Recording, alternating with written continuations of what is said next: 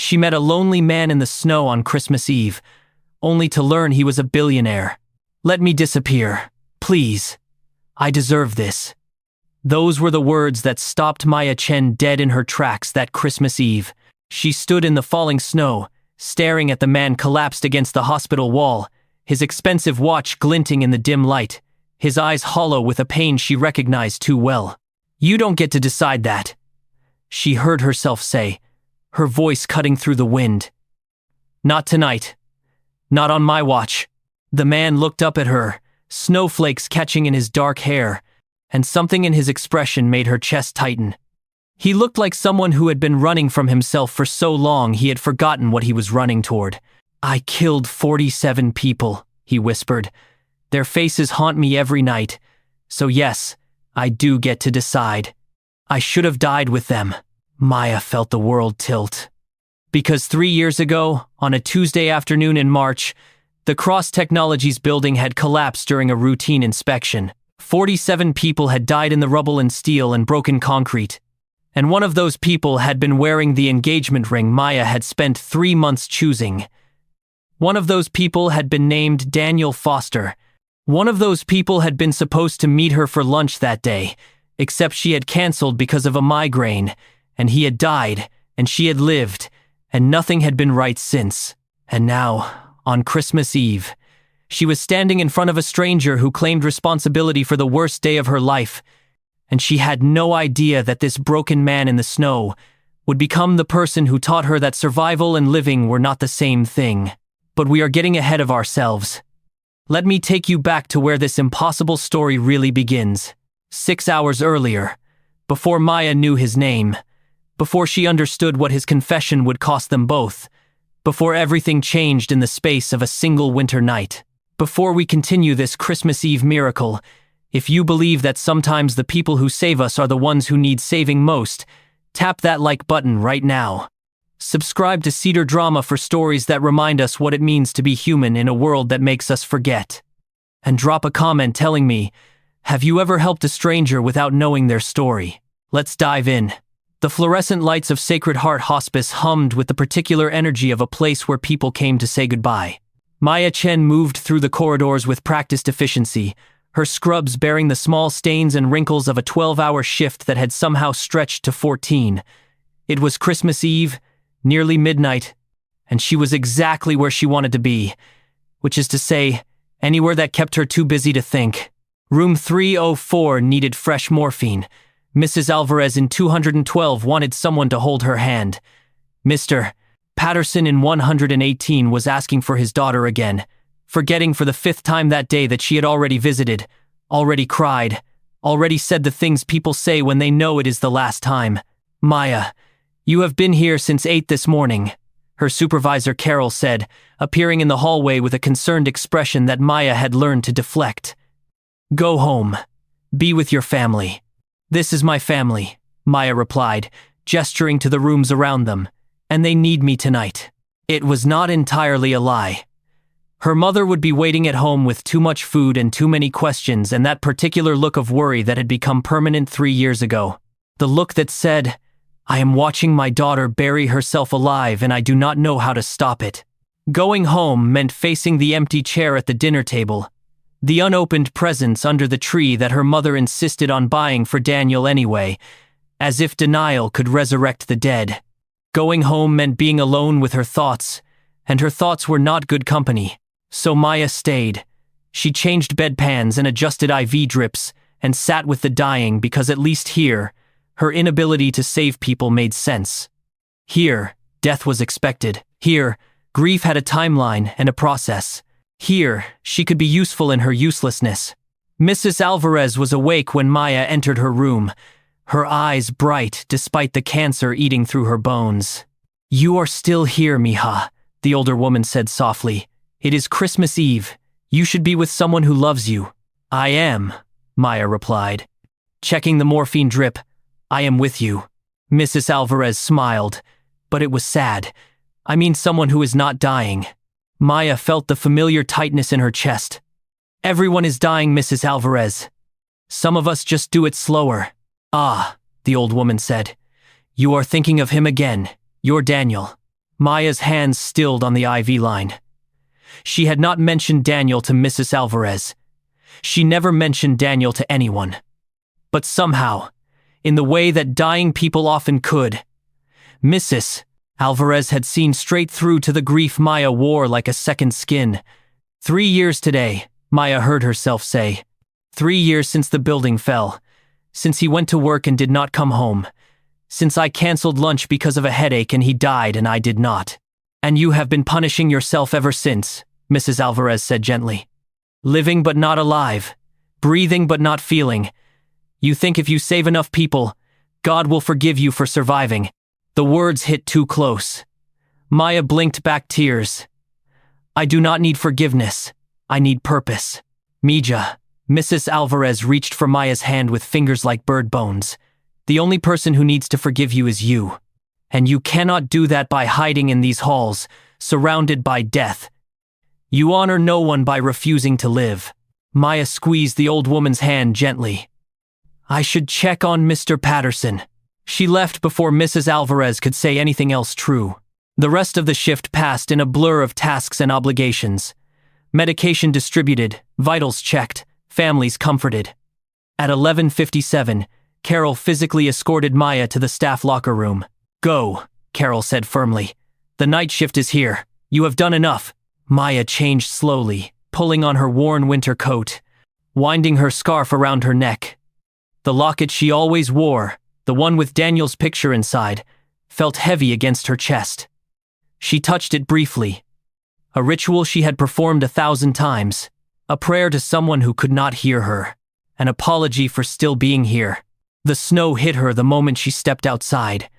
It was the kind of snow that transformed the world, heavy and deliberate, coating everything in silence. The parking lot was nearly empty. Maya's ancient Honda sat under a growing blanket of white. She should go to it. Should drive home to her mother's worried face and the too bright tree and the presents wrapped for ghosts. Instead, she stood there, letting the snow collect on her shoulders, her hair, her eyelashes. The cold felt clarifying, real. She tilted her head back and let the flakes melt on her face, mixing with tears she had not realized she was crying. That was when she saw him. At first, she thought it was a pile of discarded coats near the service entrance. But then the pile moved, shifted, and Maya realized with a start that it was a person. A man, collapsed against the brick wall, his expensive-looking coat doing nothing to protect him from the accumulating snow. Hey, Maya called out, moving toward him. Are you okay? Stupid question. He was clearly not okay. As she got closer, details emerged. Dark hair soaked with melting snow. A face that might have been handsome if not for the hollowness in his cheeks, the shadows under his eyes. And a watch, she noticed. An expensive watch, the kind that cost more than Maya made in 6 months. Her first thought was homeless. Her second was addict. Her third was call security. But then he looked up at her. And whatever she had been planning to do evaporated in the face of his expression. She had seen a lot of pain in her work. She knew what suffering looked like in all its forms. But this man wore his anguish like a shroud, so thick and complete that Maya felt it in her own chest, a sympathetic breaking. You should go, the man said. His voice was cultured, educated, completely at odds with his current state. Just leave me here. Maya crouched down to his level, snow soaking through her scrubs. Are you hurt? Do you need medical attention? He laughed, a broken sound. I need a lot of things. Medical attention is not one of them. You are freezing, Maya said practically. If you stay out here, you will die of hypothermia. Good, the man replied simply. The word hung in the air between them, crystallizing like the snow. Maya understood immediately. This was not an accident. This was a choice. This man had come here to disappear. She should call someone, security, police, someone trained for this situation. Instead, she found herself saying, "Come inside." No, I am not asking, Maya said, surprising herself with the firmness in her voice. I just spent 12 hours keeping people alive. I am not going to walk away and let you die in the snow on Christmas Eve. So you can come willingly, or I can cause a scene and get security involved and make this a whole production. Your choice. The man stared at her for a long moment. Then, slowly, he began to laugh. It was a genuine sound this time, startled and real. "You are serious." "Completely." "Why?" he asked, genuine confusion in his voice. "You do not know me. I could be dangerous." Maya considered this. "You are not dangerous. You are sad. There is a difference. Now come on before we both freeze." She stood and offered her hand. The man looked at it like it was the strangest thing he had ever seen. Then, with visible effort, he reached up and took it. His hand was ice cold, his grip weak. Maya pulled him to his feet, steadying him when he swayed. "Thank you," he said quietly. And then, "I do not deserve your kindness." "Nobody deserves kindness," Maya replied. "That is what makes it kindness." She led him through the service entrance, past the security guard who was too engrossed in his phone to notice, down the back hallway to the staff break room. It was empty at this hour, the night shift scattered throughout the building.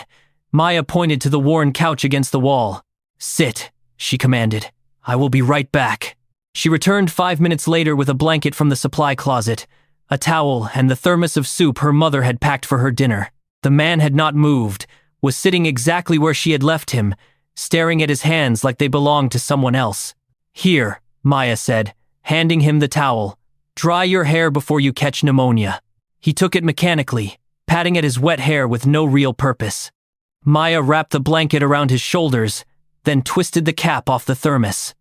Steam rose from the opening, carrying the scent of her mother's chicken soup, rich with ginger and garlic.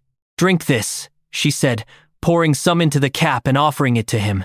"I cannot take your food," the man protested weakly.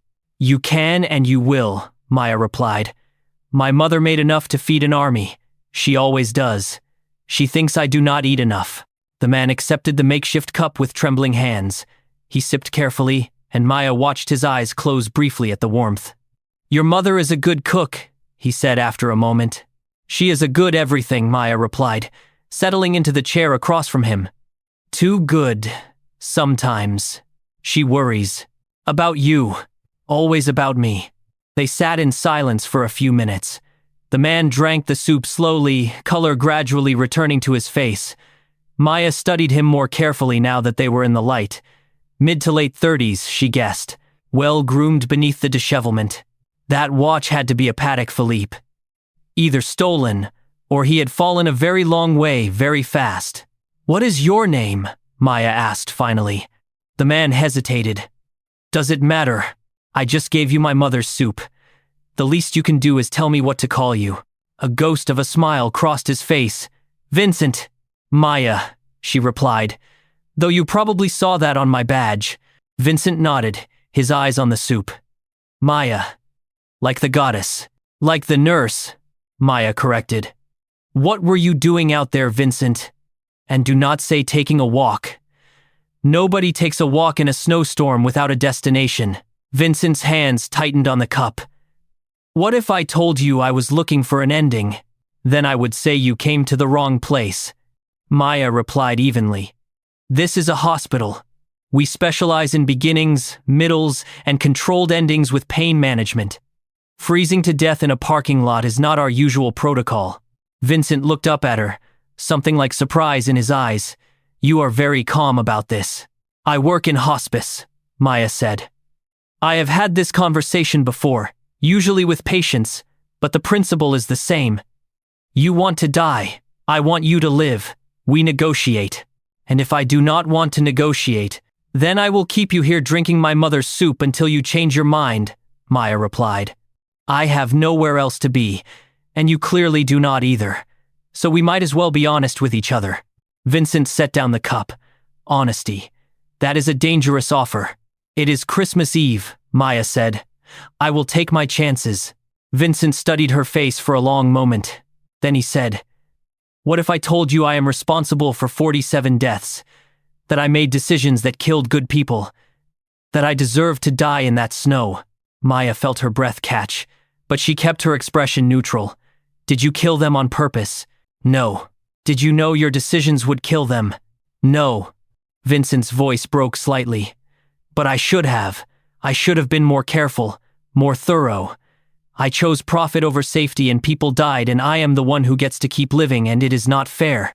The passion in his voice, the genuine anguish, it was too raw to be manipulation. Maya leaned forward slightly. No, she said quietly. It is not fair. Life is catastrophically unfair. Good people die and bad people live and sometimes the person responsible suffers more than they would if you just let them off the hook. But you know what else is not fair? Wasting your survival. Whatever you did, whatever happened, you are still here.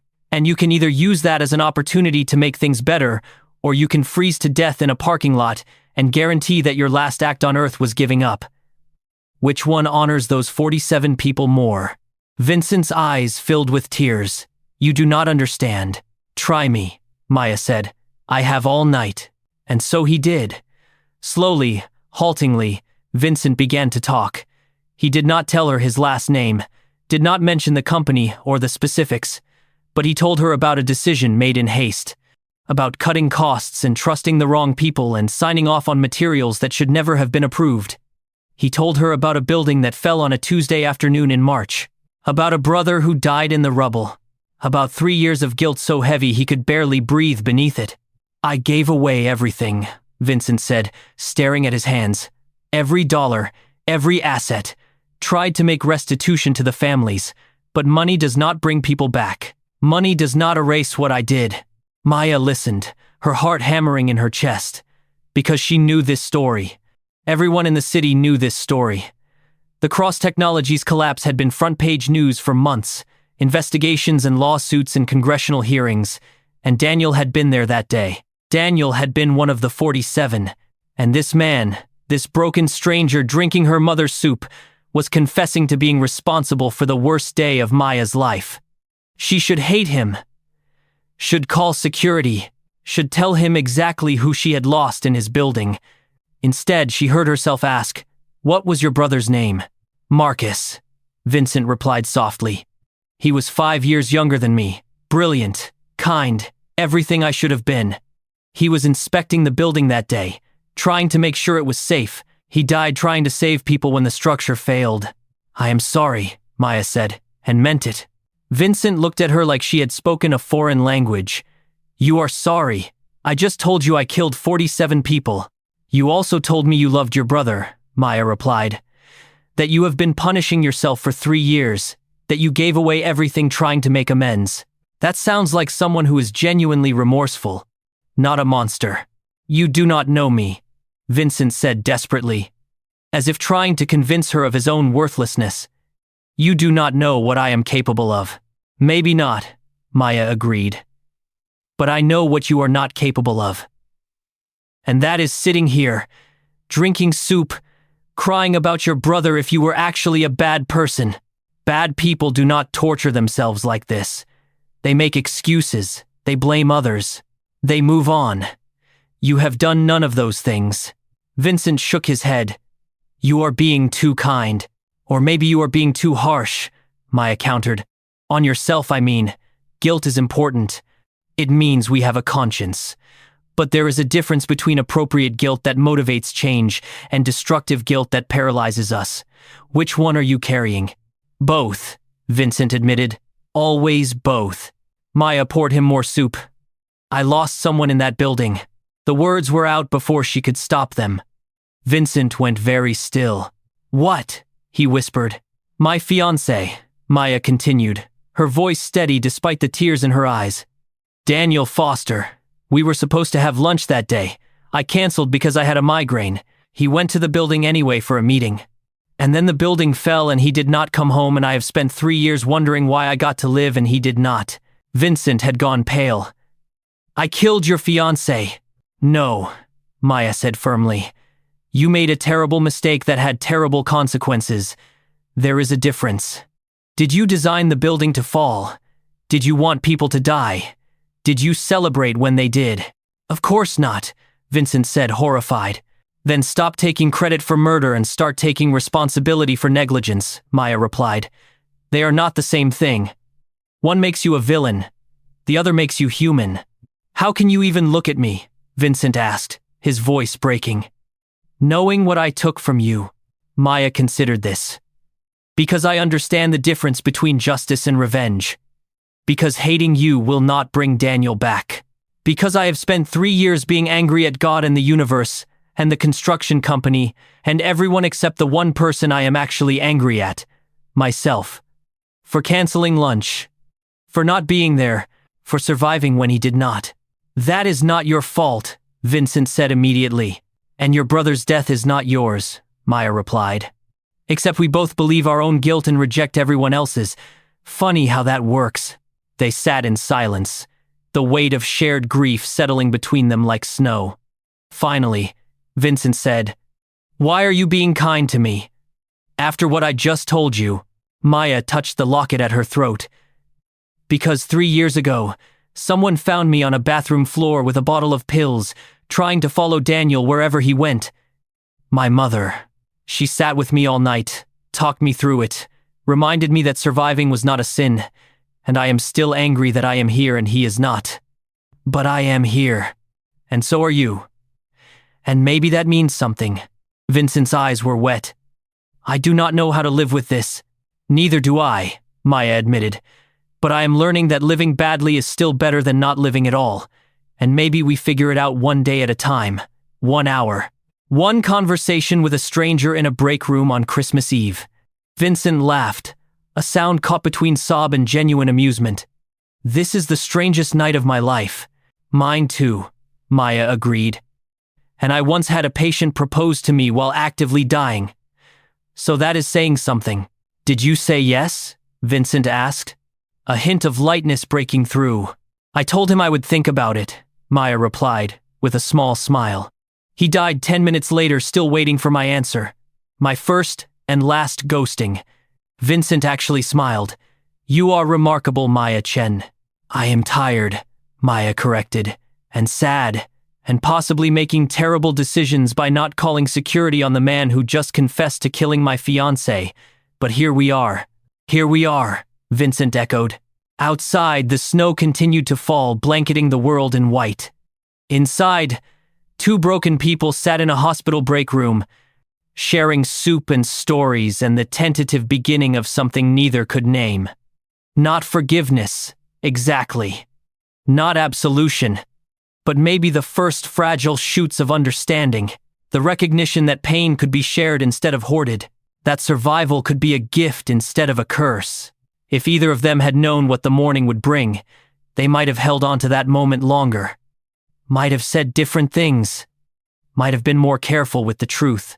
But they did not know. So they just kept talking. Through the night, through the snow, through the careful dismantling of walls they had each built to keep the world out.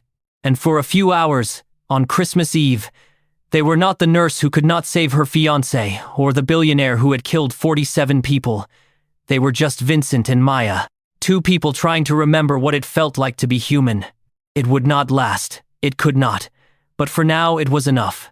Maya refilled Vincent's cup a 3rd time, watching the steam rise and dissipate in the fluorescent light. The break room clock read 1:37 in the morning. Christmas Day, technically, though it did not feel like any kind of celebration.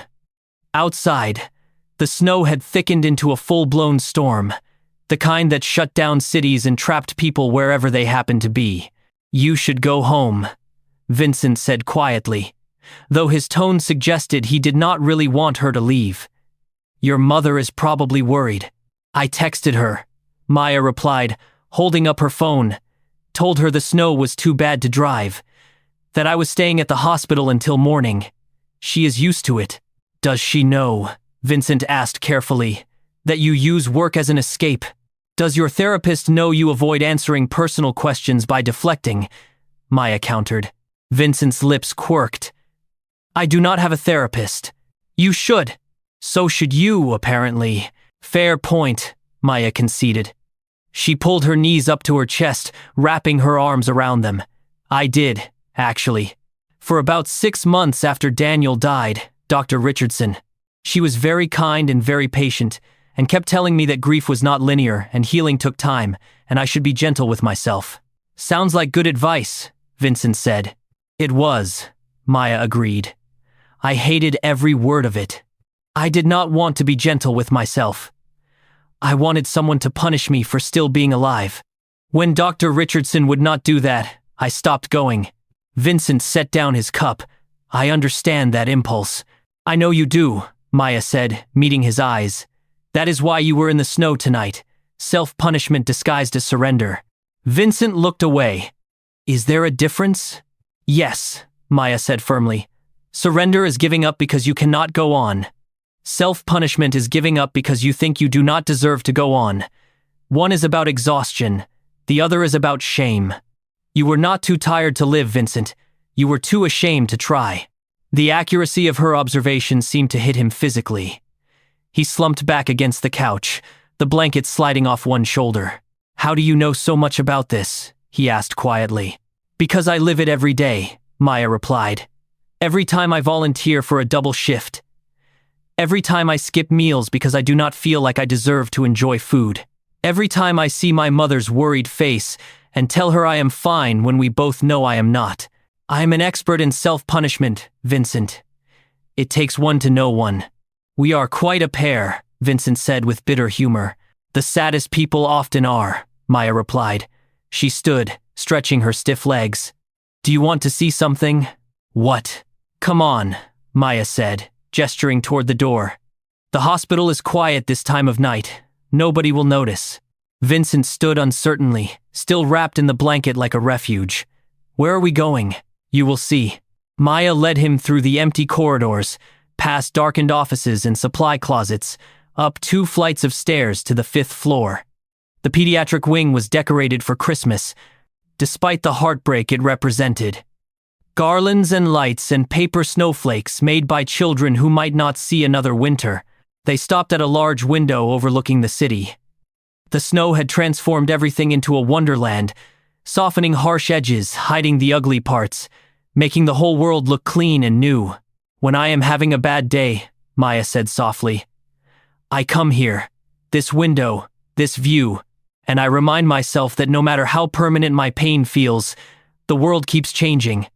Snow falls and melts. Seasons turn. Nothing stays frozen forever.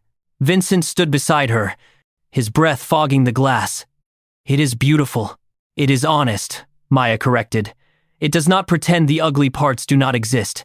It just covers them for a while, gives them a chance to look like something else, something worth saving. She turned to look at him. That is what we do, you know. We do not erase the past. We just learn to see it differently. The building will always have fallen. Daniel will always be gone. Your brother will always have died. Those are facts we cannot change. But the meaning we assign to those facts, the way we let them define us, that is still up to us. Vincent's eyes were wet again. I do not know if I am strong enough. Neither do I, Maya admitted. Most days I am not. But maybe that is okay. Maybe we do not have to be strong all the time. Maybe we just have to be willing to try. And when we fail, Vincent asked. We try again, Maya said simply. Until eventually the trying becomes living, and we forget we were ever doing anything else. They stood there for a long time, watching the snow fall on a city that would wake up tomorrow to something beautiful and difficult and real. Neither of them spoke. They did not need to. Some understandings ran deeper than words. Finally, Vincent said, I should tell you something. Okay. My full name, he began, then paused. I have not been entirely honest. I know, Maya said gently. Vincent turned to her sharply. What? Your watch is a Patek Philippe, Maya said. Worth about $200,000. Either you stole it or you used to have money, probably a lot of money. And you mentioned giving away everything after the building collapse. That kind of restitution, to 47 families, would take millions, maybe more. Vincent was staring at her. And you still brought me inside. You were dying in the snow, Maya said. Your tax bracket was not really my primary concern. Who do you think I am? Vincent asked carefully. Maya considered. I think you are someone who had everything and lost what mattered. Someone who has been trying to die for 3 years but cannot quite commit. Someone who is so buried in guilt he has forgotten what hope feels like. As for your name, she shrugged. I assume I will find out eventually. Or not. Does it matter? It might, Vincent said quietly. When you know, you might hate me. I might, Maya agreed. But I will hate you for real reasons, not imagined ones. That seems more fair. Vincent laughed, the sound startled and genuine. You are the strangest person I have ever met. Coming from a man I found freezing in a snowstorm, I will take that as a compliment. They made their way back to the break room, the spell of the window moment settling into something comfortable and familiar. Maya checked her phone. 3:12 in the morning. The snow showed no signs of stopping. You can stay here until morning, Maya said. The day shift starts at 7. You should probably leave before then. Fewer questions. And you? Vincent asked. Where will you be? Here, Maya replied. I will doze in the chair. I have done it before. You should take the couch, Vincent protested. You should stop arguing with the woman who saved your life, Maya countered. I am comfortable in the chair, but she was not, really. The chair was hard, and her back already ached from the long shift. Still, something in her resisted taking the couch, creating that much intimacy with a man she had just met, even a man she had shared her deepest grief with. Vincent seemed to understand. He settled on the couch, the blanket wrapped around him, his eyes already heavy. Thank you, he said quietly. For tonight. For not calling security. For the soup and the honesty and the reminder that the world still changes. You are welcome, Maya replied. And Vincent, yes, do not leave and freeze to death the moment I fall asleep.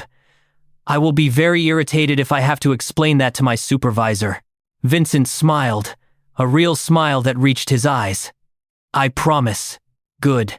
Maya curled into the chair, using her coat as a blanket. She did not expect to sleep, but the exhaustion of the day and the emotional weight of the night pulled her under faster than she anticipated. Her last conscious thought was of Daniel, and whether he would understand why she had chosen to save the man responsible for his death. She hoped he would. She hoped he was somewhere watching, somewhere that made sense of senseless things, somewhere he could forgive her for what she was about to feel. When Maya woke, pale winter light was filtering through the break room windows. She blinked, disoriented, her neck stiff from the awkward angle. The clock read 6:43. The day shift would arrive in less than 20 minutes. She turned to the couch. Vincent was awake, sitting up, watching her with an expression she could not quite read. Morning, Maya said, her voice rough from sleep. Morning, Vincent replied. The snow stopped. Maya moved to the window. He was right. The storm had passed, leaving behind a world transformed. Everything was white and pristine and almost unbearably beautiful. You should go, Maya said quietly, before the hospital wakes up. Vincent nodded. He stood, folding the blanket with careful precision, leaving it on the couch. He looked different in the morning light, more substantial somehow, less like a ghost and more like a man. Maya, he said, and then stopped, as if the words he needed did not exist. I know, Maya said, saving him. I know. He reached into his coat pocket and pulled out a card, plain white, with only a phone number printed on it.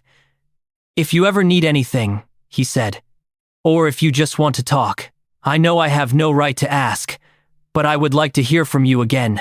Someday. If you are willing. Maya took the card. No name, just numbers. She slipped it into her pocket. Vincent Cross, she said quietly. He froze. What?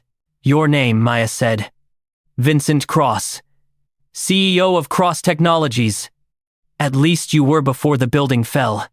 You disappeared 3 years ago. Everyone assumed you died. Some thought suicide. Others thought you fled the country. But you have just been here, living on the streets, punishing yourself. Vincent's face had gone pale. How long have you known? Since you told me about the building, Maya said. There is only one collapse in this city that killed 47 people, only one that happened on a Tuesday in March 3 years ago. It was not hard to connect the dots. And you still, Vincent gestured helplessly around the room. You still did all this, knowing who I was.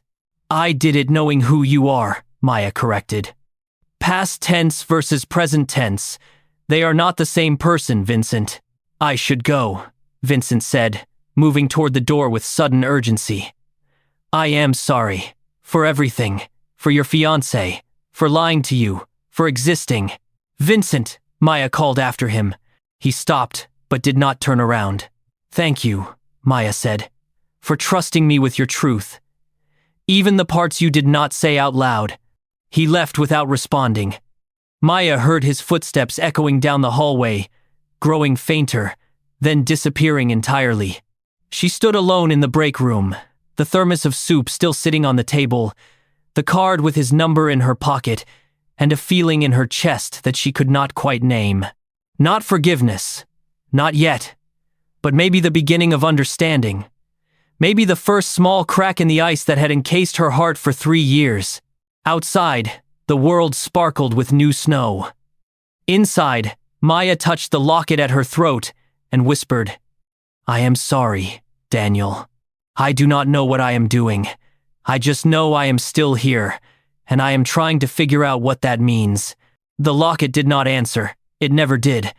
But somehow, this morning, the silence felt a little less condemning. Maya's phone buzzed. Her mother. Are you safe? Is the road clear? Come home when you can. I love you. Maya typed back.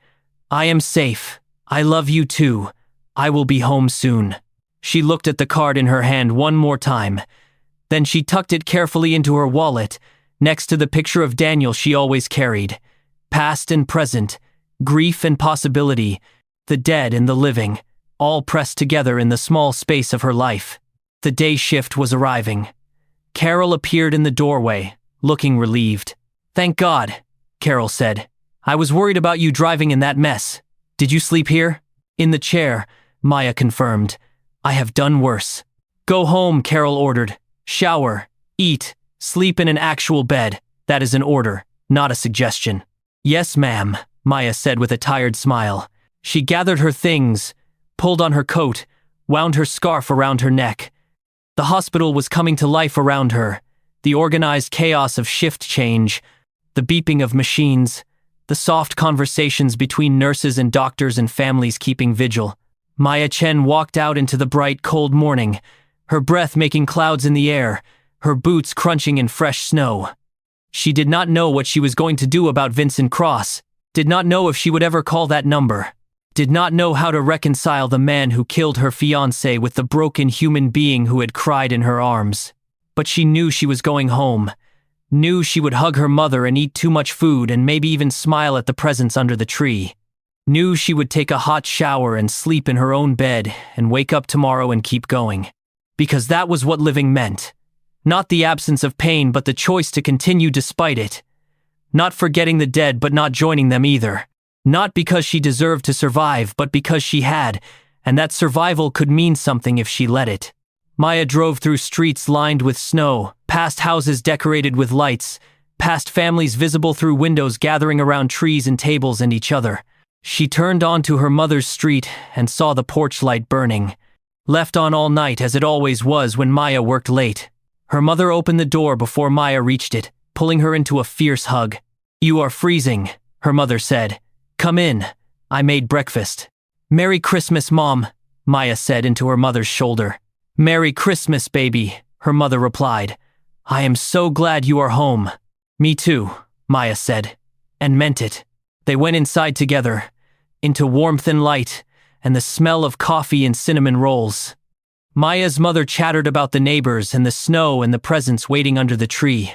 Maya listened and responded and tried to be present, even as her mind kept returning to a man in a blanket, a stranger's confession, a phone number burning a hole in her wallet. Later, after breakfast, after presents, after her mother had finally stopped hovering, Maya went to her room. She sat on her bed and pulled out her phone and the card Vincent had given her. She stared at the numbers for a long time. Then she opened a new text message, typed carefully, deleted, typed again, deleted again, finally settled on something simple and true. I am still angry. I am still grieving. But I am also still here. And I think maybe you should be too. Maya. She sent it before she could second guess herself. Set down her phone, pulled the locket from around her neck and opened it to look at Daniel's picture. He was smiling in the photo, that crooked smile she had fallen in love with, the one that made his whole face light up. "I do not know if I am doing the right thing," Maya told the picture. "But I know I am doing something. And that has to count for something. Right." The picture did not answer. But Maya thought, just maybe, Daniel would understand. Would want her to choose life over loyalty to his memory. Would forgive her for finding connection in the most impossible place. Her phone buzzed. A response. "Thank you. For last night. For this. For not giving up on the possibility that broken things can heal. I do not deserve your kindness, but I will try to be worthy of it. Vincent." Maya read the message 3 times. Then she typed back, "None of us deserve kindness. That is what makes it grace. See you around, Vincent Cross." She did not know when she would see him. Did not know if this tentative connection would survive the morning light and the harsh reality of what lay between them. Did not know if forgiveness was even possible. But she knew she would try. Because trying was living. And living was the only way to honor the dead, not by joining them, but by being so fully, messily, complicatedly alive that their absence mattered. Outside her window, the sun climbed higher, melting the snow in slow rivulets, the world turning, the seasons changing, nothing staying frozen forever. Just like Maya had told Vincent. Just like she was finally starting to believe. 2 days passed before Maya heard from Vincent again. 2 days of going through the motions, working her shifts, coming home to her mother's worried glances, touching Daniel's locket and feeling the weight of what she had done. She had shown kindness to the man responsible for destroying her life. Had shared soup and stories and something dangerously close to understanding with someone she should hate. The confusion sat in her chest like a stone. On the 3rd day, a delivery arrived at the hospital. A massive donation, the director announced in an emergency staff meeting. $10 million to Sacred Heart Hospice, designated specifically for the expansion of the palliative care unit. The donor wished to remain anonymous, but had included specific instructions.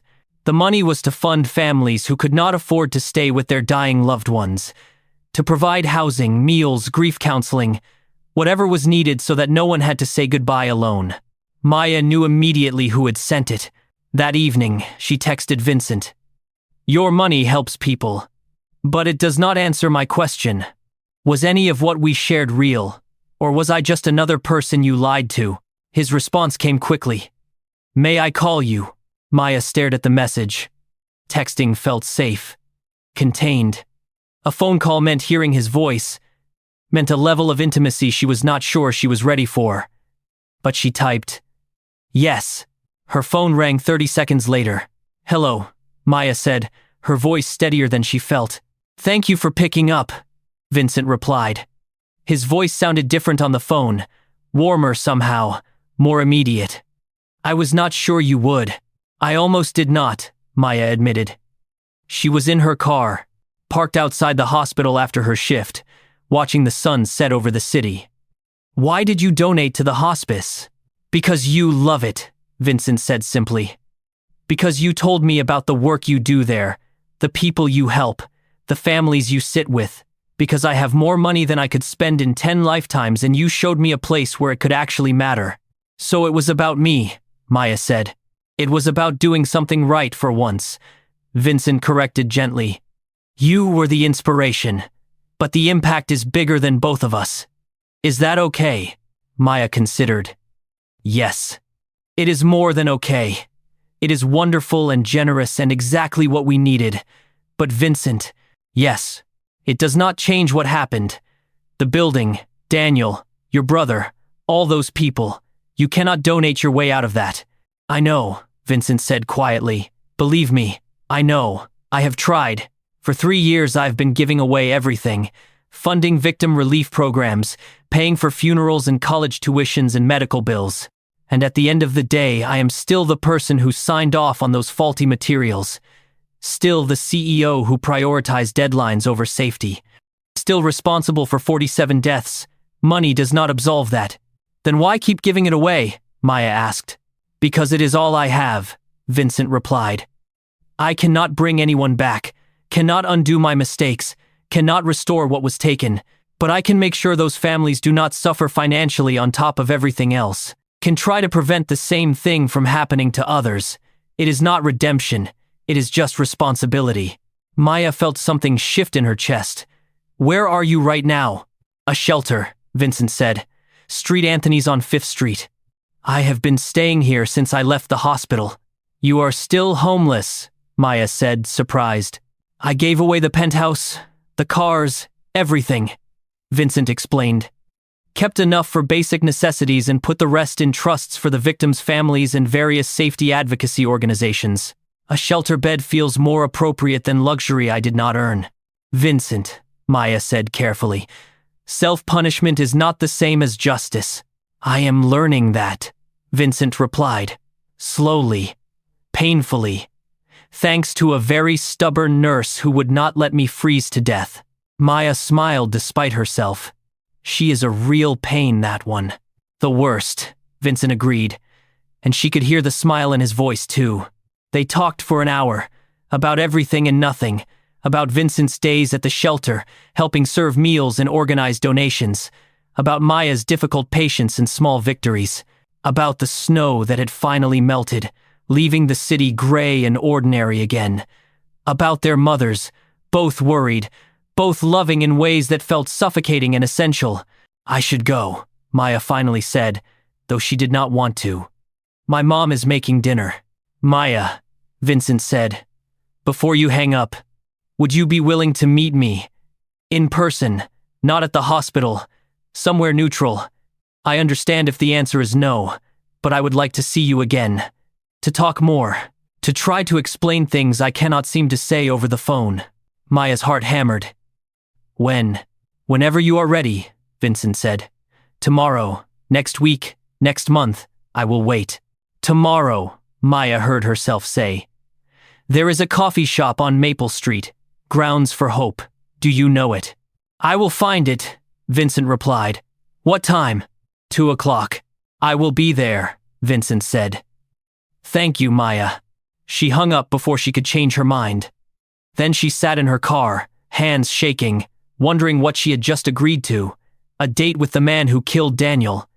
Except it was not a date.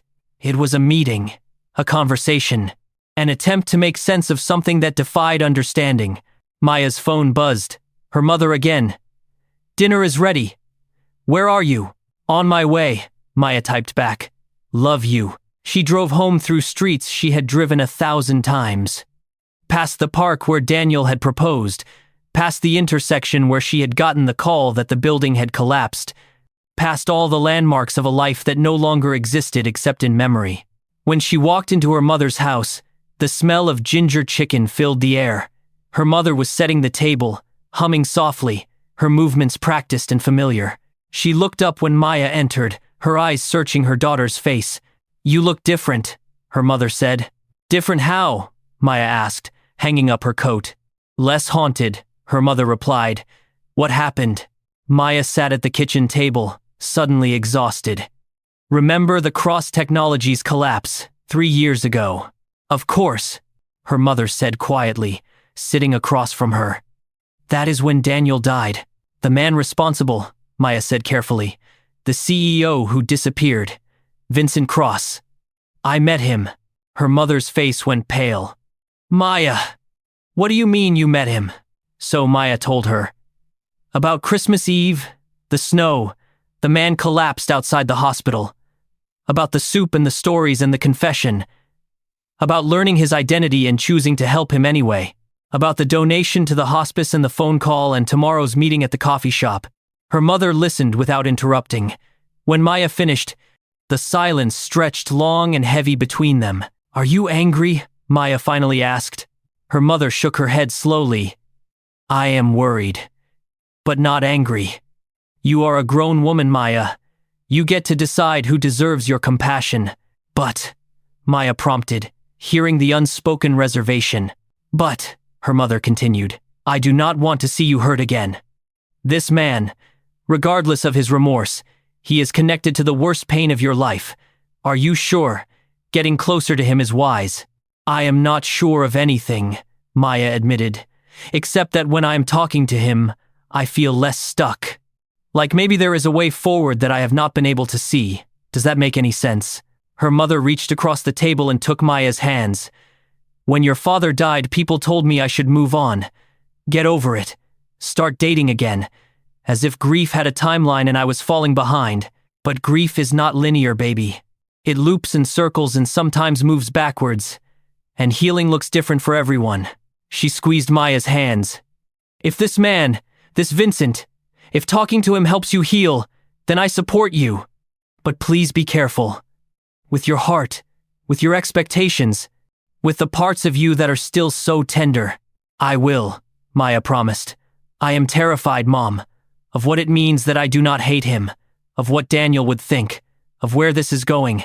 You loved Daniel with everything you had, her mother said gently. Nothing you do now changes that.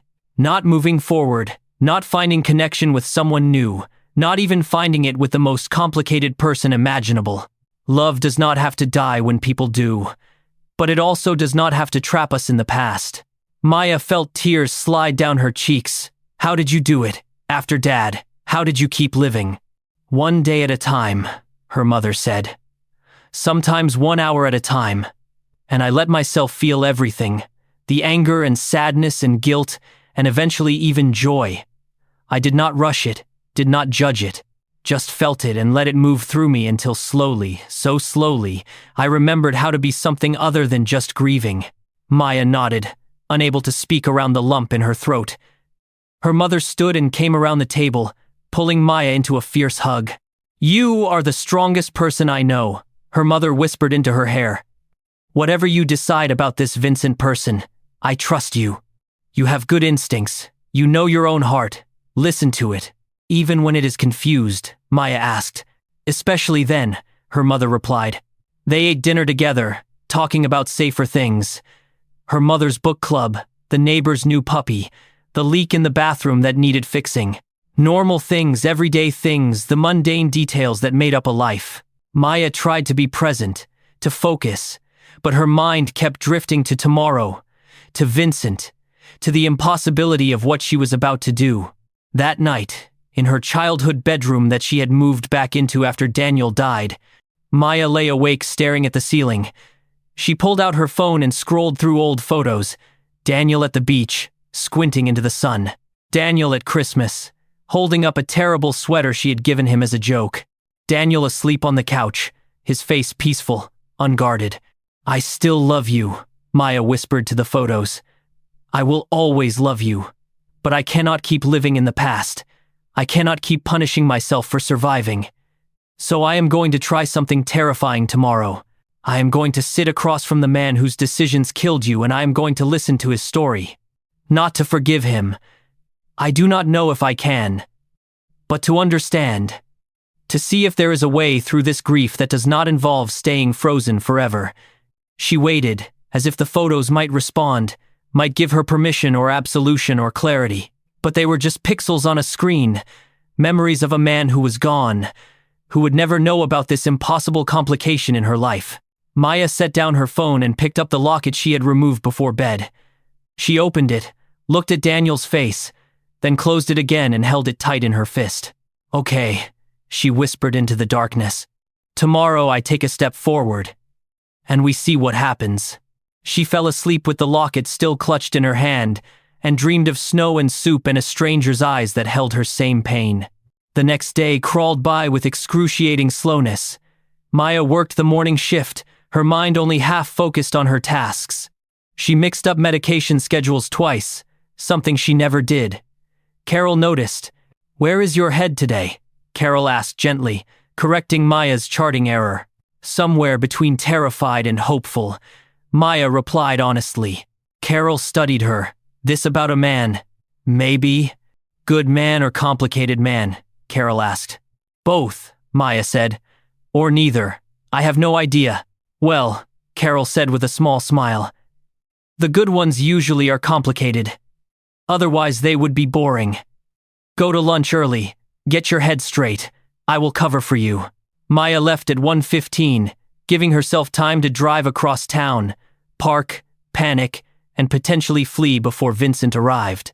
Grounds for Hope was a small independent coffee shop tucked between a bookstore and a yoga studio. Maya had been there once with Daniel, years ago. Before everything fell apart, she had not been back since. Walking through the door felt like stepping into a memory. The same mismatched furniture, the same local art on the walls, the same smell of fresh coffee and cinnamon.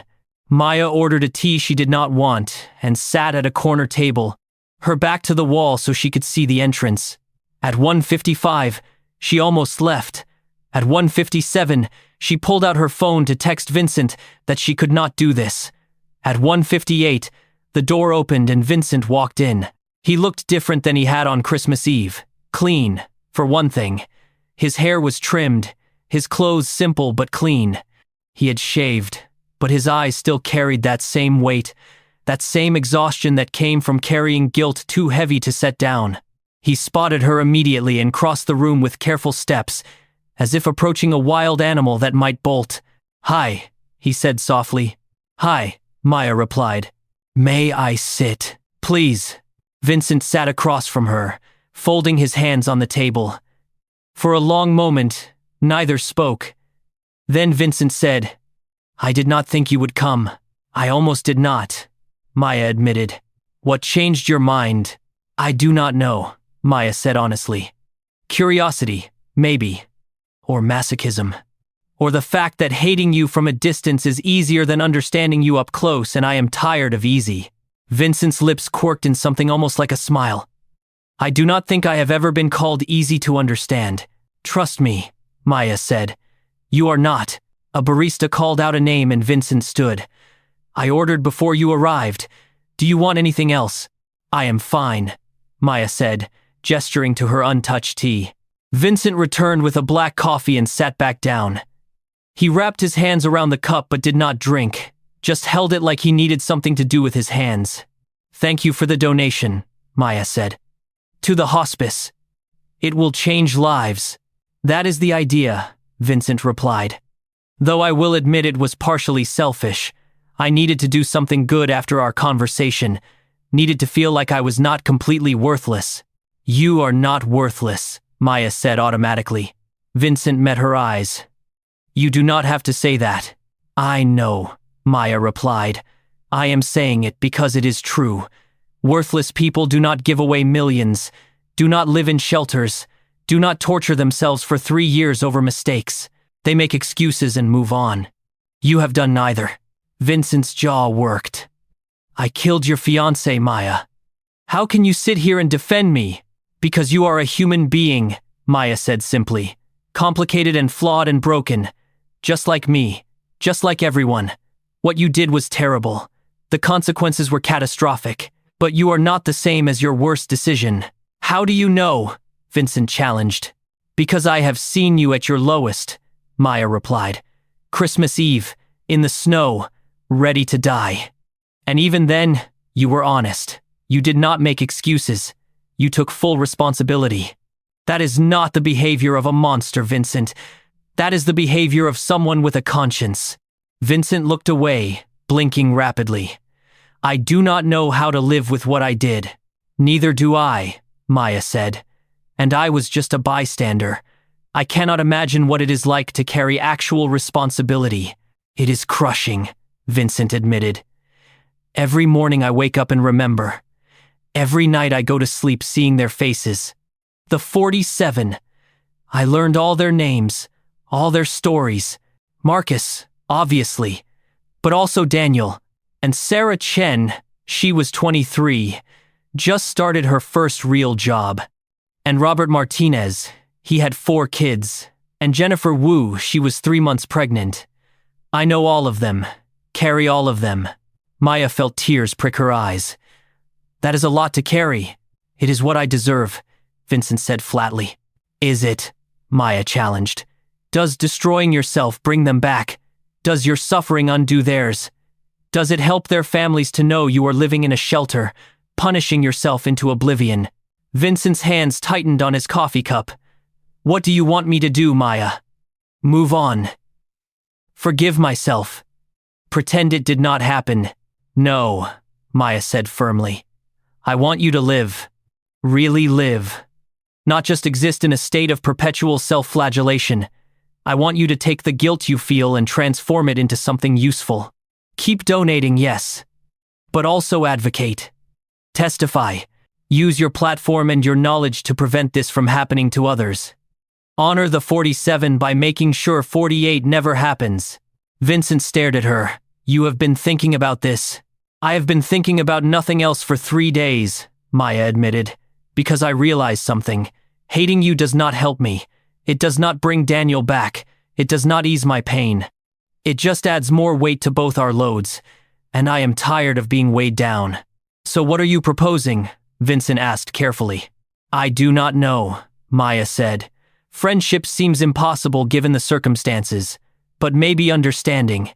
Maybe two people who are both stuck in the past helping each other figure out how to take a step forward. You would do that, Vincent said, his voice rough with emotion. After everything. I already did, Maya pointed out. I saved your life on Christmas Eve. This is just the follow-through. Vincent laughed, a startled sound. You are remarkable, Maya Chen. You said that before, Maya replied. I am starting to think you need higher standards. Impossible, Vincent said. You set the bar. They talked for 2 hours. The coffee shop filled and emptied around them, the afternoon light shifting through the windows, and they talked. About their childhoods and their parents. About Vincent's brother Marcus, brilliant and kind, the better son. About Daniel, funny and thoughtful, the man Maya thought she would marry. About grief and guilt and the particular loneliness of surviving when you should have died. Vincent told her about the investigation. The congressional hearings, the lawsuits, the evidence that he had ignored red flags, pushed timelines, prioritized profit over safety. He did not make excuses, did not try to shift blame, just laid out the facts of his failure with brutal honesty. Maya told him about the phone call, about sitting in her office when her mother called hysterical saying there had been an accident. The building collapsed, Daniel was inside, about rushing to the scene and being held back by police, about waiting for hours in the hospital for news that never came, about identifying his body, about the funeral where she could not cry because the grief was too big to fit into tears. I am sorry, Vincent said when she finished.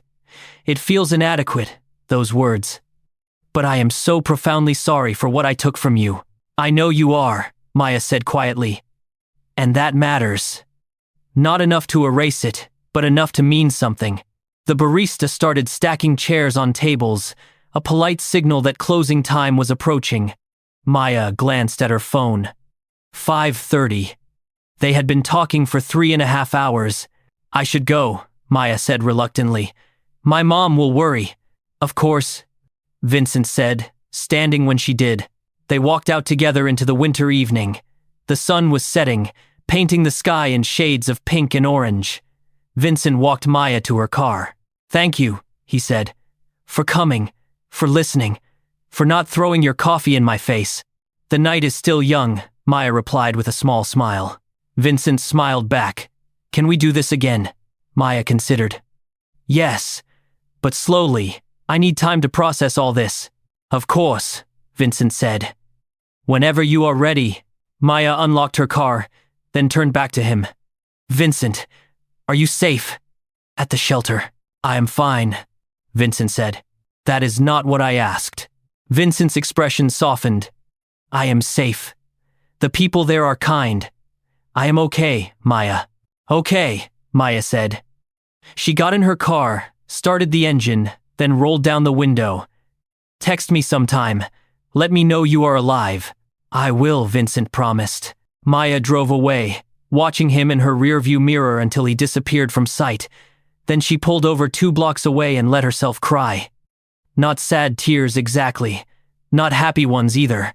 Just tears of release, of confusion, of the overwhelming complexity of what she was feeling. Her phone buzzed. Vincent, thank you for giving me a reason to want to be alive. I will try to be worthy of it. Maya typed back. Just be honest. That is all I ask. His response came quickly. Always.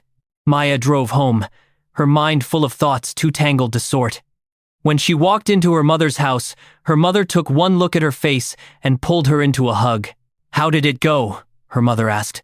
"I have no idea," Maya replied honestly, "but I am going to find out." Over the following weeks, Maya and Vincent fell into a careful rhythm. They met at the coffee shop every few days, conversations gradually shifting from heavy confessions to lighter topics, movies and books and shared pet peeves. Vincent had a dry sense of humor that caught Maya off guard. Maya had a sharp wit that made Vincent laugh in ways he had not in years. They were not dating. They were very clear about that. This was two people learning each other, testing the boundaries of an impossible connection, but there was something between them, a pull neither could deny. Not romance, not quite, but recognition. Two souls who had been drowning separately, learning to tread water together. Maya's mother watched these developments with cautious optimism. Maya's co-workers noticed the change in her, the lightness that had been absent for years. Even Carol commented. "Whatever you are doing," Carol said one day, "keep doing it. I have not seen you smile this much since before Daniel." The name used to be a wound. Now it was just a fact. Daniel existed. Daniel died. Daniel was loved and missed and gone. But his absence was no longer the only thing defining Maya's life. 6 weeks after their first coffee shop meeting, Vincent called Maya with an unusual request. "There is a congressional hearing next week," he said, "about construction safety regulations. They want me to testify, to talk about what went wrong with the Cross Technologies building, about the decisions I made and why." "That is good," Maya said. "That is exactly the kind of advocacy I was talking about." "Would you come with me?" Vincent asked quietly. "I know it is a lot to ask, but I could use a friendly face in the room. Someone who knows the truth and has not run away from it." Maya's breath caught. "To Washington. Just for the day," Vincent said quickly. "Early flight, testify. Late flight back. I would understand if you said no. It is asking a lot." Maya thought about it. About walking into a room where Vincent would recount the worst day of both their lives. About sitting through testimony that would include Daniel's name, his death, the building collapse that stole him. It would be excruciating. "Yes," Maya said, "I will come." The hearing was everything Maya expected and worse. The committee room was cold and formal, filled with legislators and journalists and families of victims. Maya sat in the back, trying to be invisible. Vincent sat at the witness table, looking small and exposed under the bright lights. His testimony was devastating in its honesty. He walked through every decision, every corner cut, every red flag ignored. He did not deflect or minimize, just spoke the truth of his failures with a clarity that left the room silent. On March 14th, 3 years ago, the Cross Technologies building collapsed during a routine safety inspection, Vincent said, his voice steady but thick with emotion. 47 people died because I prioritized deadlines and cost savings over structural integrity. I approved substandard materials. I pushed timelines that did not allow for proper safety checks. I ignored warnings from engineers who saw the problems I refused to acknowledge. He paused, visibly composing himself. Among the dead was my brother, Marcus Cross, the project manager, Sarah Chen, the contractor, Robert Martinez, the architect, Jennifer Wu, and 43 others whose names and faces I carry with me every day, including Daniel Foster, who was there for a meeting about a completely unrelated project, who died because the building I was responsible for was not safe. Maya felt tears streaming down her face. Hearing Daniel's name spoken aloud by Vincent, in this context, was almost unbearable. "I cannot undo what happened," Vincent continued. "I cannot bring back the people who died because of my negligence, but I can be honest about what went wrong. I can advocate for the regulations that might have prevented this. I can support the families I failed, and I can live the rest of my life trying to make sure this never happens to anyone else." The questions from the committee were pointed, some hostile. Vincent answered each one with the same unflinching honesty. Yes, he had known about concerns. No, he had not taken them seriously enough. Yes, he took full responsibility. No, he did not expect forgiveness. After 3 hours, the hearing concluded. Vincent stood, visibly exhausted, and caught Maya's eye across the room. She nodded, a small gesture of acknowledgement. He had done it, had told the truth in the most public way possible, had refused to hide or deflect. They did not speak until they were on the plane home, tucked into their seats with the hum of engines drowning out the possibility of being overheard. "That was brutal," Vincent finally said. "You were honest," Maya replied. "That matters." Vincent turned to look at her. His eyes were red-rimmed, his face drawn, hearing his name. "Daniel, out loud like that. I am sorry you had to sit through that." "I needed to," Maya said. "I think I needed to hear you say it. All of it. In a place where you could not take it back or soften it. And now that you have heard it," Vincent asked, "what are you feeling?" Maya considered. "I am feeling like you are exactly who you said you were. Someone who made terrible mistakes and is trying to take responsibility. It does not erase what happened, but it means something." Vincent nodded slowly. "The families were there." "Did you see them? In the gallery?" "I saw them," Maya confirmed. "They hate me," Vincent said flatly. "As they should." "Maybe," Maya said. "Or maybe they are like me, trying to figure out if understanding can coexist with anger, if accountability can coexist with empathy." "Can it?" Vincent asked. "I think we are finding out," Maya replied. They landed late, both exhausted. Vincent insisted on driving Maya home despite the late hour. They pulled up outside her mother's house, the porch light burning as always. "Thank you," Vincent said. "For today. For all of this. You did not have to come." "I know," Maya said. "But I wanted to. I wanted to see you do the hard thing. And you did." Vincent smiled tiredly.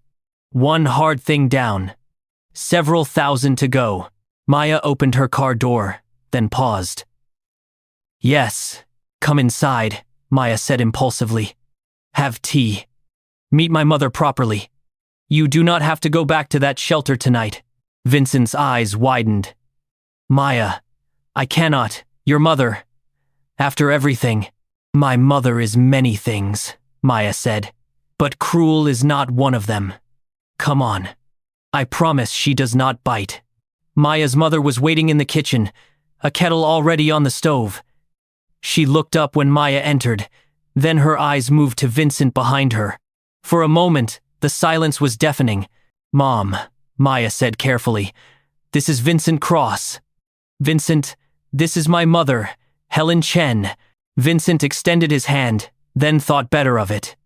"Mrs. Chen, thank you for allowing me into your home. I know I am the last person you want to see." Helen studied him for a long moment. Then she said, "Sit down. Both of you." I made tea. They sat at the kitchen table, the same table where Maya and her mother had talked about Vincent weeks ago. Helen poured 3 cups of jasmine tea with steady hands. "You are the man responsible for my daughter's pain," Helen said directly to Vincent. "Yes, ma'am," Vincent replied without hesitation. "And you have been meeting with her, talking with her, asking her to carry your guilt alongside her grief." Vincent flinched. "When you put it that way, it sounds even worse than it is." "How would you put it?" Helen asked, not unkindly. Vincent looked at Maya, then back at Helen. "I would say I am a broken person who met another broken person, and we are trying to figure out if healing is possible when the wounds are this deep. I would say your daughter saved my life and I am trying to be worthy of that gift. I would say I have no right to her forgiveness, but I am grateful for her honesty." Helen sipped her tea. "You testified today. Maya went with you." "Yes, ma'am." "Why?" Helen asked, looking at her daughter. "Because I needed to see if his remorse was real," Maya replied. "If he would still tell the truth when it was hard. When there were cameras and committees and consequences." "And was it?" Helen asked. "Real?" "Yes," Maya said quietly. "It was." Helen turned back to Vincent. "My daughter has suffered more than any person should. She lost the man she loved, lost her future, lost herself for a while. And now she is choosing to extend compassion to you, of all people. Do you understand how extraordinary that is?" "I do," Vincent said, his voice rough. "Every day, I am amazed by her capacity for grace. I do not understand it, but I am grateful for it. If you hurt her again, Helen said calmly, if you take advantage of her kindness, or betray her trust, or cause her one more moment of pain, there is nowhere you can hide that I will not find you. Are we clear? Crystal, Vincent said, meeting her eyes. Though I should tell you, Mrs. Chen, no punishment you could devise would be worse than what I already do to myself. Good, Helen said, then we understand each other. More tea. The tension broke. They talked for an hour, Helen asking pointed questions about Vincent's work, his plans, his commitment to advocacy. Vincent answered everything honestly, hiding nothing.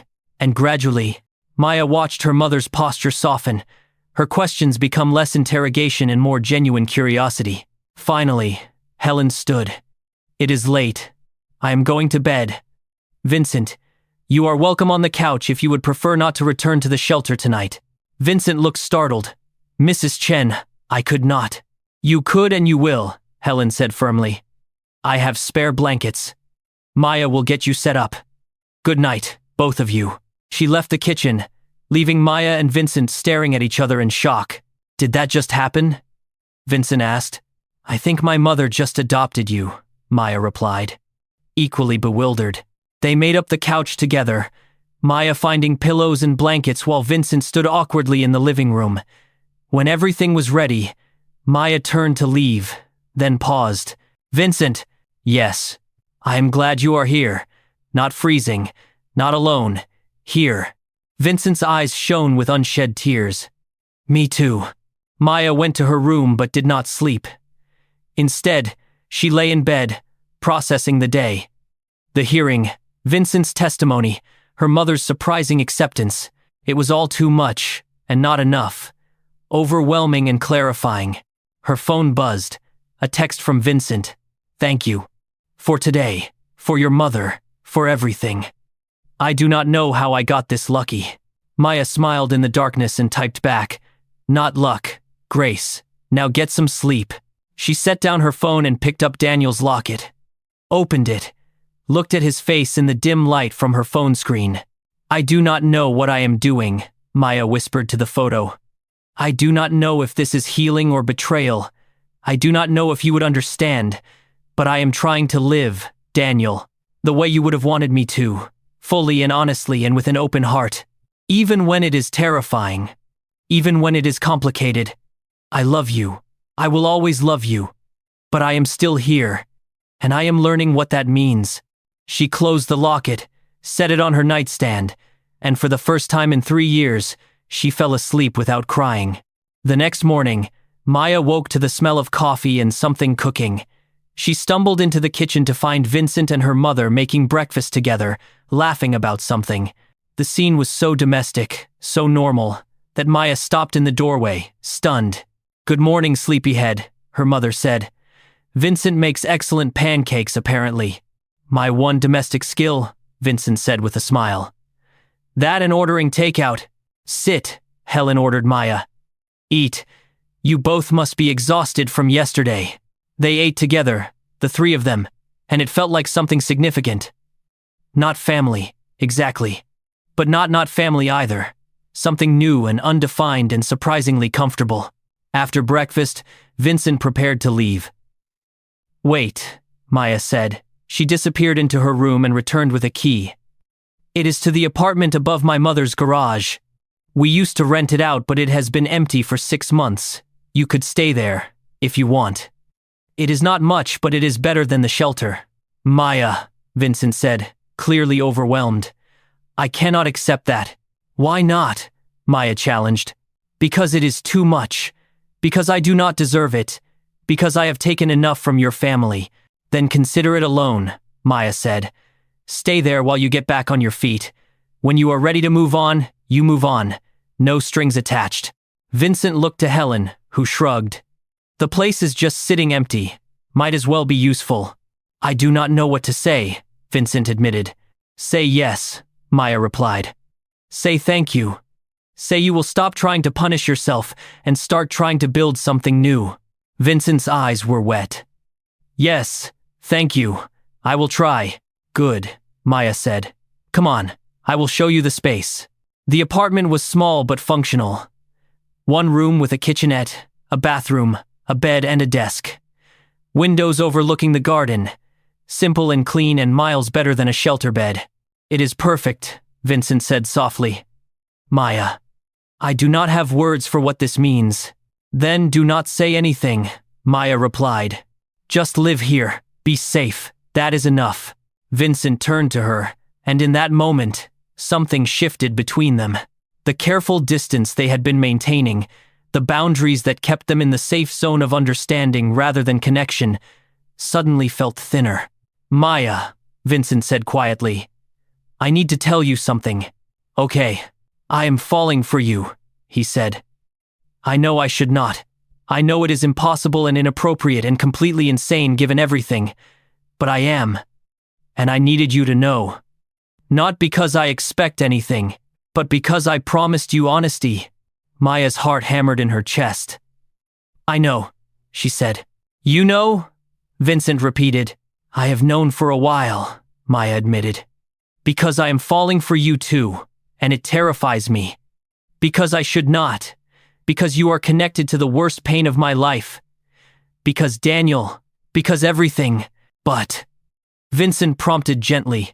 But, Maya continued, my heart does not seem to care about should. It just feels what it feels. And it feels something when I am with you. Something that is not just grief or guilt or obligation. Something that feels like possibility. What do we do with that? Vincent asked. I do not know, Maya said honestly. Take it slow. Be honest. See where it goes without forcing it. I can do that, Vincent said. Me too, Maya replied. They stood there in the small apartment, sunlight streaming through the windows, both terrified and hopeful. Then Vincent reached out slowly, giving Maya every opportunity to pull away, and took her hand. Thank you, he said quietly. For seeing me. For not running. For giving me a reason to try. Thank you, Maya replied. For being honest. For doing the hard work. For not giving up. They stood like that for a long moment. Hands linked, breathing together. The weight of the past not erased but balanced by the possibility of the future. If you are feeling the weight of this connection, you are not alone. Hit that subscribe button so you never miss a story that reminds you what it means to be human. Comment below. Do you believe some people come into our lives exactly when we need them? Keep watching. What happens next will break your heart before it heals it. 6 months passed. 6 months of careful courtship, of slow progress, of 2 damaged people learning to trust again. Vincent testified at 2 more hearings, became a vocal advocate for construction safety. Maya continued her work at the hospice, but with new energy, new purpose. They did not rush into romance, did not leap past the complicated reality of their connection, but they grew closer. Coffee dates became dinners. Dinners became long walks through the city. Walks became quiet evenings in Vincent's apartment, reading side by side, content in each other's presence. Helen watched these developments with cautious approval. She and Vincent had formed an unlikely friendship, bonding over gardening and their shared concern for Maya. It was strange and beautiful and not at all what anyone had expected. But grief and healing were like that, Maya realized. They did not follow the rules. They made their own path. One evening, Vincent and Maya were sitting on her mother's porch, watching the sunset. Vincent had been quiet all day, clearly working through something. I am thinking about starting a foundation, he finally said. In honor of the 47. Not just giving money away, but actively working to change building codes, improve safety inspections, support families affected by workplace accidents. That is a wonderful idea, Maya said. I want to name it after them, Vincent continued. All of them, including Daniel. Maya's breath caught. Vincent. Would that be okay? Vincent asked, turning to look at her. I know it is asking a lot, but Daniel deserves to be remembered. They all do, and I want to spend the rest of my life making sure their deaths meant something. Tears streamed down Maya's face. Yes. Yes. That would be more than okay. Vincent reached for her hand. There is something else I want to ask you. Okay. I want you to run it with me. The foundation. You understand loss in a way I never can. You know how to sit with grief, how to comfort families, how to help people through impossible pain. We could do this together. Make something meaningful from something terrible. Vincent, Maya said carefully, that is a huge commitment. Are you sure? I have never been more sure of anything, Vincent replied. You are my partner in this, Maya. In the healing, in the advocacy, in figuring out how to live with what cannot be changed. I cannot imagine doing this without you. Maya thought about it. About leaving the hospice, about taking on this new challenge, about binding herself even more closely to Vincent and the tragedy that connected them. It should have felt like too much. Should have felt like betraying Daniel's memory. But it felt right. Yes, Maya said. Let's do it. Let's build something beautiful from all this broken. Vincent smiled, a genuine full smile that reached his eyes. Thank you, for everything, for saving me, for not giving up on me, for showing me that redemption is possible. You saved me too, Maya reminded him. You gave me a reason to stop hiding in my grief, to start living again. They sat together as the sun set, hands linked, hearts tentatively healing. They were not fixed, would probably never be entirely whole, but they were moving forward. Together. That night, Maya opened the locket for what she knew would be the last time. She looked at Daniel's picture, at his smile, at the life they should have had. I am letting you go, she whispered. Not forgetting you, never forgetting you, but releasing the guilt that has been drowning me. I am choosing to live, Daniel, really live, with someone you would probably hate if you knew the circumstances, but someone who sees me and challenges me and reminds me what it means to be brave. She closed the locket, took it off from around her neck, placed it gently in a box with their other memories, photos and love letters and the plans they had made for a future that never came. I will always love you, Maya said to the box. But I am ready to love someone else too. I think you would understand. I hope you would. She closed the box, put it in the back of her closet, and felt a weight lift from her shoulders that she had been carrying for 3 years. The next morning, Maya woke to a text from Vincent. Coffee, pancakes, planning session for the foundation, my place, 9 a.m. Maya smiled and typed back, I will bring the optimism. You bring the reality checks. His response was immediate. Deal. See you soon. Maya got dressed, kissed her mother goodbye, and walked the 2 blocks to Vincent's apartment above the garage. He answered the door with flour on his face and a smile that made her heart skip. Come in, he said. I made a mess. Your specialty, Maya teased. They spent the morning planning.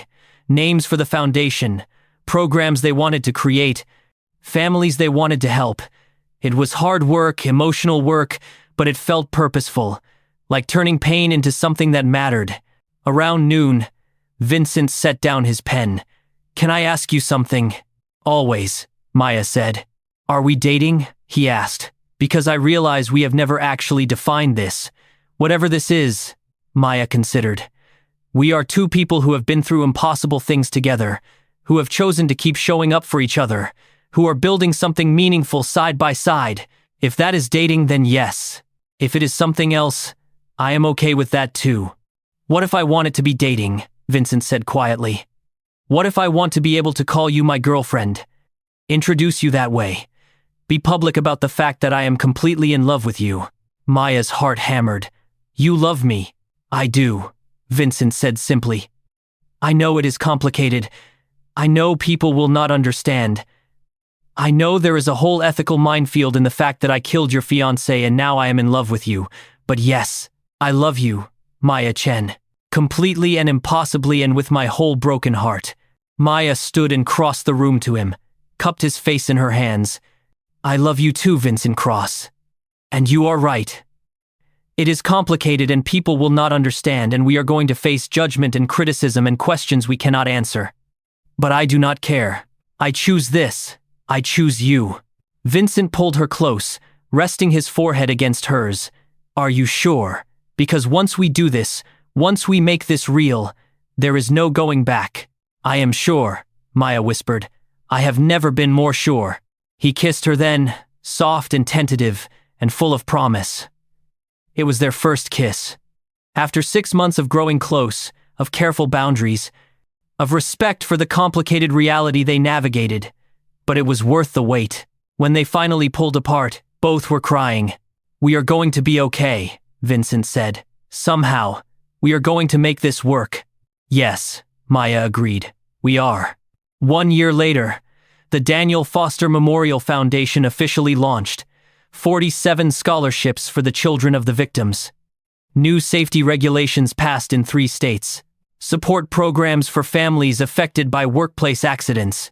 Congressional testimony leading to stricter building codes.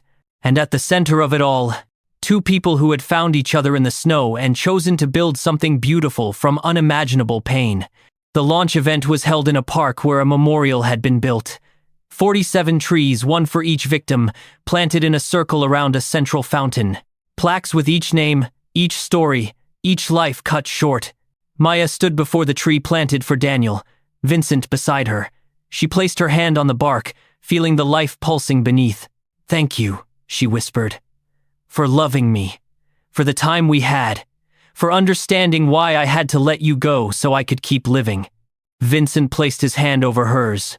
"We honor him," he said quietly. "Every day. With the work we do, the lives we change, he is part of this." "He is," Maya agreed. They turned to face the crowd gathered for the launch. Families of victims, politicians, advocates, journalists. Helen stood in the front row, beaming with pride. Vincent and Maya took the stage together. Vincent spoke first, telling the story of that terrible day, taking full responsibility, explaining the mission of the foundation. His voice was steady, his purpose clear.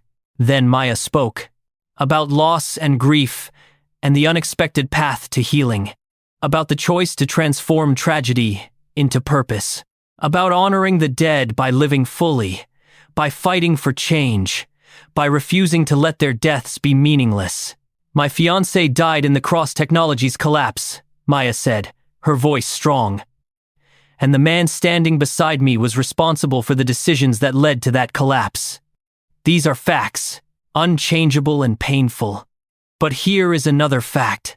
We have chosen to take that pain and build something that saves lives, that supports families, that prevents future tragedies. We cannot undo the past, but we can shape the future." She looked at Vincent.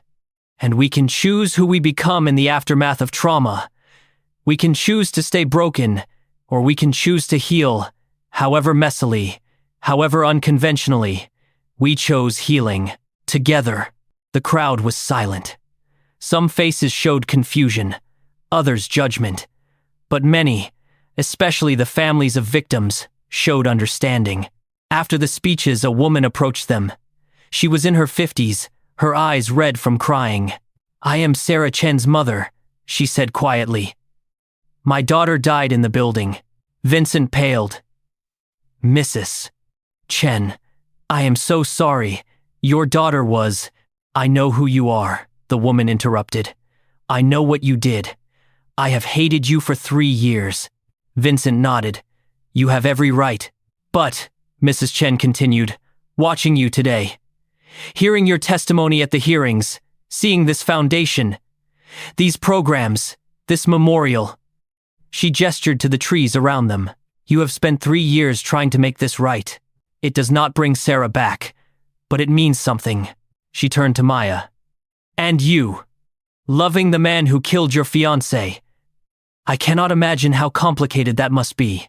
"It is the most complicated thing I have ever done," Maya admitted, "but it is also the most healing." Mrs. Chen nodded slowly. "My Sarah would have liked that. The healing part. She believed in forgiveness, in second chances. I am trying to believe in them too." "Thank you," Vincent said, his voice breaking, "for giving me the chance to try." Mrs. Chen reached out and took his hand. "Do not waste it." "I won't," Vincent promised.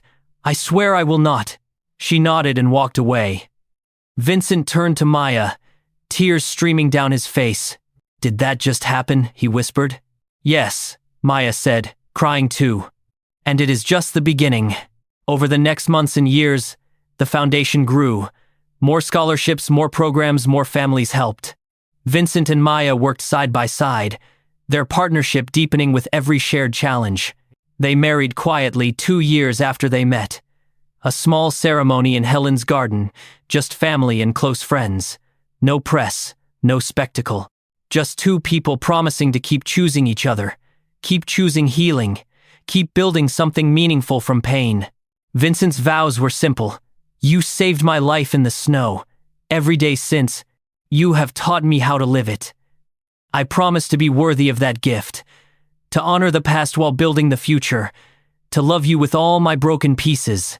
Maya's vows were equally direct. You showed me that surviving and living are not the same thing, that forgiveness is not weakness, that love can grow in impossible places. I promise to keep choosing you, keep choosing us, keep choosing the messy, complicated, beautiful truth of what we have built. They kissed as husband and wife, and it felt like the culmination of a journey neither had expected to take. That evening, Maya and Vincent returned to the hospital where they first met. To the bench outside where Vincent had been collapsed in the snow 3 years earlier. This is where it started, Vincent said, sitting on the cold bench. No, Maya corrected, sitting beside him.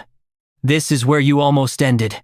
We started when I chose to help you, when you chose to be honest, when we both chose to try.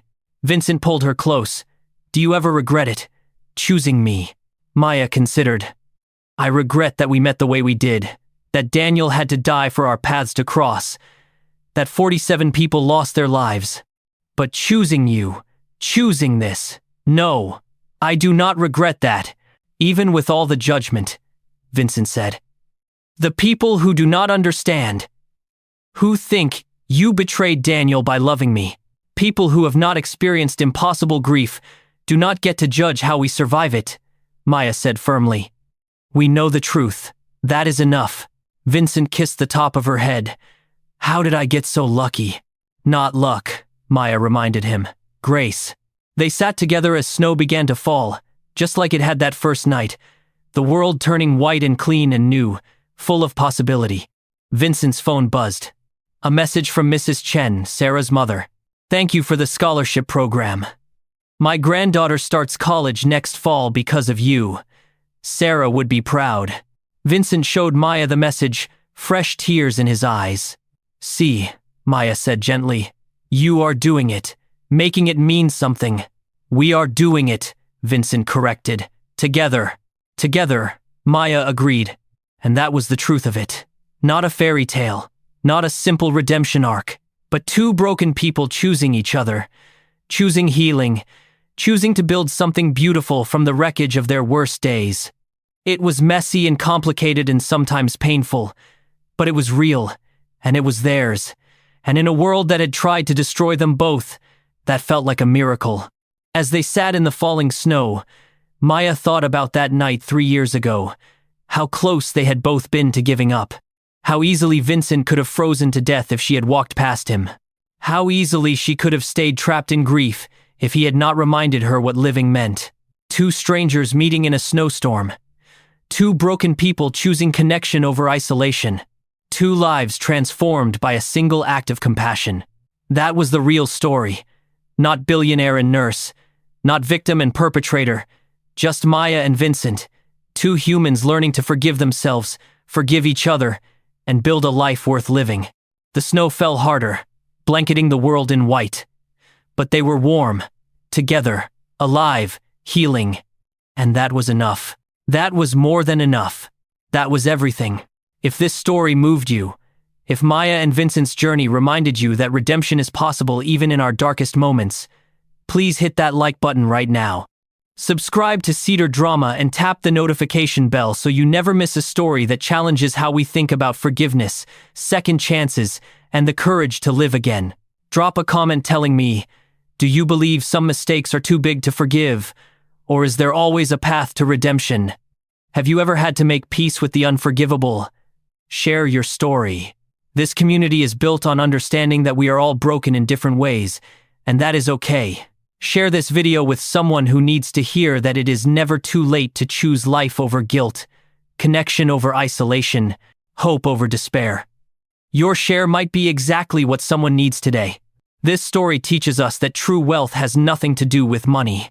Vincent had billions but was spiritually bankrupt until he found genuine human connection. We learn that guilt, while natural, can become a prison that serves no one. Not ourselves, not those we have lost, not those who still need us. Maya and Vincent's journey shows us that forgiveness is not about excusing the inexcusable. It is about releasing ourselves from the weight of carrying pain that prevents us from living. Sometimes the people we are meant to help are the same people we think we should hate. And sometimes, those people save us right back. Redemption is not given. It is earned through sustained action, honest remorse, and the daily choice to be better than our worst moments. The greatest gift we can give another person is not rescuing them from their circumstances, but seeing their humanity when they have forgotten it themselves. And perhaps most importantly, it is never too late to choose life, to forgive yourself, to let someone in, to build something meaningful from tragedy. We honor those we have lost not by stopping our own lives, but by living fully, by turning our pain into purpose, our grief into compassion, our losses into lessons that help others. That is the real miracle of Christmas, not the gifts or the snow, but the reminder that even in our darkest winter, spring is possible. Even when we are frozen in grief, we can thaw. Even when we think we are beyond redemption, love can find us. Are you ready for more stories that challenge, inspire, and remind you what it means to be human? Subscribe to Cedar Drama, because the best stories do not just entertain, they transform us. Until next time, remember, you are never too broken to be whole again. You are never too lost to be found, and you are never alone in your struggle to forgive yourself and choose to live again. Thank you for watching. Thank you for believing in second chances. Thank you for understanding that love does not always make sense, but it always matters. See you in the next story.